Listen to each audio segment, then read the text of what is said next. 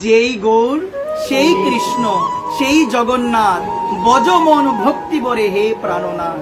কোনো পার্থক্য নাই মায়। আমার গৌরাঙ্গ মহাপ্রভু, আমার অনাদিরাদি গোবিন্দ, আমার ভক্তবৎসল জগন্নাথ ভগবান, কোনো অন্তর নাই। যেই জগন্নাথ সেই কৃষ্ণ, যেই কৃষ্ণ সেই হলো আমার শ্রীমান গৌর হরি। তিনি এসেছেন মা রাধা প্রেম ভাব অঙ্গীকার করে তিনি এসেছেন এই কলিযুগের মধ্যে মা।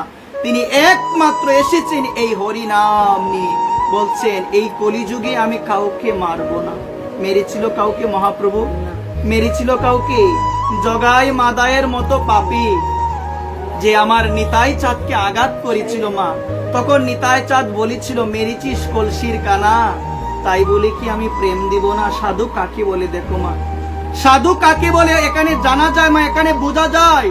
যখন আমার পরম দয়াল নিতাই চাঁদ জানতে পারলো জগাই মাদাই নামে এক পাপী আছে যাদের পাপ দিন থেকে দিন বেরিয়ে চলছে, তখন আমার পরম দয়াল নিতাই চাঁদ চিন্তা করলো যে করি হোক ওই জগাই মাদাইকে আগে উদ্ধার করতে হবে। আর এই কলিযুগের মধ্যে মা আমাদের উদ্ধারের একমাত্র পথ হলো মা তারক ব্রহ্ম হরিনাম। একবার প্রেম মা লক্ষ্য করে দেখবেন, যখন কোনো অনুষ্ঠান নাম সংকীর্তন উপলক্ষে আমাদের যে পোস্টার গুলো চাপানো হয়, ওই পোস্টারের মধ্যে লেখা থাকে দেখবেন মা তারক ব্রহ্ম হরিনাম। মা মন দিয়ে শুনবেন মা, ওই তারক ব্রহ্ম হরিনামটা কি গো মা একটু জানা প্রয়োজন। প্রত্যেক যুগে আলাদা আলাদা তারক ব্রহ্ম নাম ছিল মা। আমাদের সনাতন শাস্ত্রে বলছেন চারটা যুগ। কয়টা যুগ? এক হলো সত্য যুগ, ত্রেতা যুগ, তারপরে হলো দাপর যুগ, তারপরে হলো কলিযুগ মা।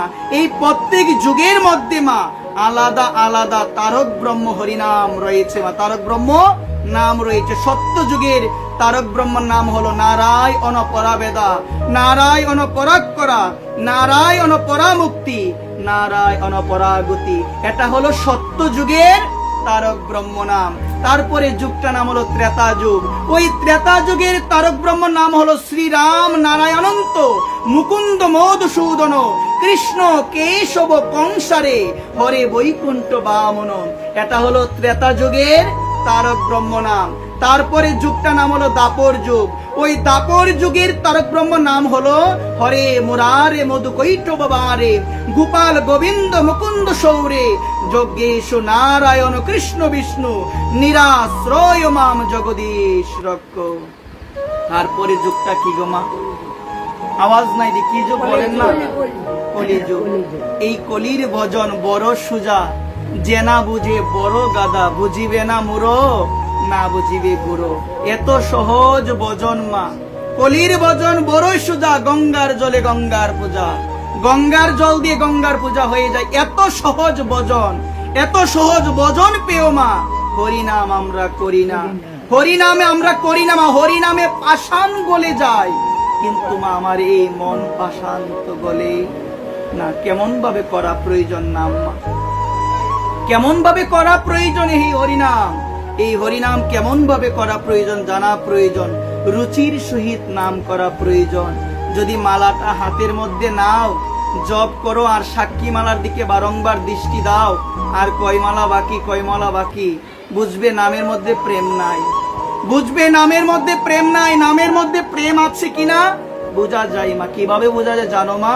তুমি যদি 16 মালা করো মা, তুমি যদি 8 মালা করো মা, শুনবেন মন দিয়ে মা, 16 মালা যারা করেন, 16 মালা করার পরেও যদি করতে ইচ্ছা করে যে মঞ্চে আরেকটু নেই, কিন্তু আমাদের সমাজে এমনও অনেক মানুষ আছে যে একটা বিভ্রান্তি ছড়িয়ে দিয়ে মালা বাড়ানো নাকি যায় না। কেউ যদি একটু বেশি সময় পায় একদিন, তার ইচ্ছা জাগে একটু মালা বেশি নেই। আর একজন কি বলে জানো কি গো, অমুকের মা মালা যে তুমি বাড়াচ্ছ, মালা বাড়ালে তো আর কমানো যাবে না। ভ্রান্ত কথা মা, অধিকন্ত না দোষয়। শাস্ত্র বলছে আমরা সংসারে আছি, কোনোদিন বেশি সময় পাবো, কোনোদিন কম সময় পাবো, কিন্তু যেটা নির্দিষ্ট আছে সেটা তো করতেই হবে। কিন্তু কোনোদিন যদি বেশি সময় পাই, আমি সময় দিব ভগবানকে, বেশি করব, তাতে কোনো দোষ না। একবার প্রেম সে বলো মালার মধ্যে কোনো দোষ নাই মা, মালার মধ্যে কোনো কালের বিচার নাই। যে কোনো জায়গার মধ্যে রাত্রি দিন যে কোনো জায়গা যে কোনো স্থান হোক না কেন, সেখানে কিন্তু নাম স্মরণ করা যায় মা। তুমি যে জায়গায় যাও না কেন, অপবিত্র জায়গায় গেল মা, তুমি সেই হরিনাম স্মরণ করতে পারবে। হরে কৃষ্ণ কৃষ্ণ কৃষ্ণ হরে হরে। শুনবেন মন দিয়ে, হরে রাম রাম রাম হরে হরে। মালায় যখন জপ করবেন মন দিয়ে শুনবেন মা, তাড়াহুড়া করে কখনো নাম জপ হয় না মা। একটা গুটির মধ্যে ধরবেন, নামটা সম্পূর্ণ করে মা আরেকটা গুটি যেতে হয়, তাই না মা? একটা গুটিতে আপনি ধরলেন, এই যে গুটিটা ধরার পরে নামটা সম্পূর্ণ করবেন মা।